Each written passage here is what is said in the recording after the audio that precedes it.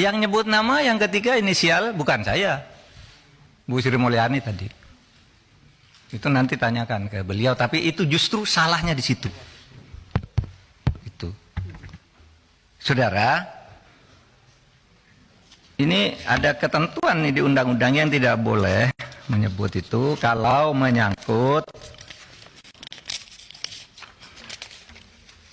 ini identitas seseorang, kemudian nama perusahaan, nomor akun dan sebagainya itu ya.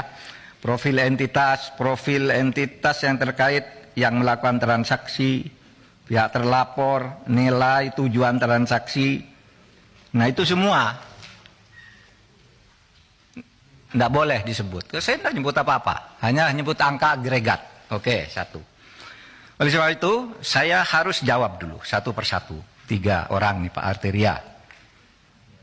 Wah, katanya, ini bisa diancam dengan ancaman hukuman pidana 4 tahun. Karena itu lalu terpancing si Boyamin itu ngelaporin betul. Meskipun dia guyon sebenarnya. Biar yang dipanggil itu menjelaskan, katanya biar Pak Arteria. Dia mati dipanggil oleh polisi. Karena ada laporan, lalu apa salahnya? Itu kata si Pak Boyamin. Begini, saudara, apa dasarnya melapor ke ketua? Loh, saya ketua, jadi dia boleh lapor, boleh saya minta. Loh, kamu kan ke Pak Harto, ke Pak Presiden, kenapa lapor ketua? Ya memang kenapa saya ketua diangkat oleh Presiden, ada SK-nya. Terus untuk apa ada ketua, ada komite? Kalau tidak lapor, kalau saya tidak boleh tahu, itu satu, ya. Itu bisa dihukum 10 tahun. Beranikah saudara Arteria bilang begitu kepada Kepala BIN,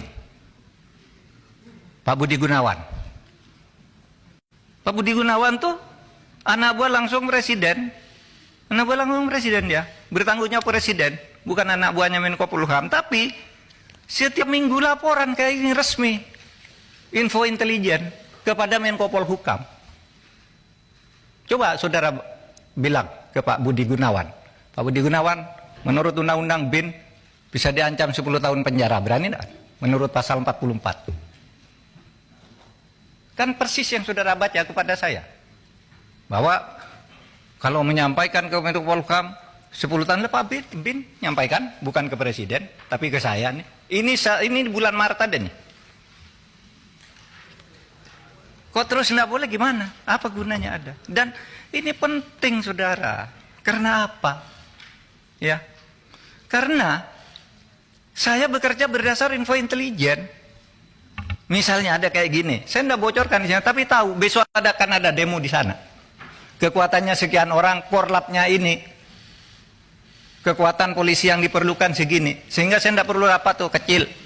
Oh ini serius. Itu info intelijen, masa saya tidak boleh ngomongkan gitu?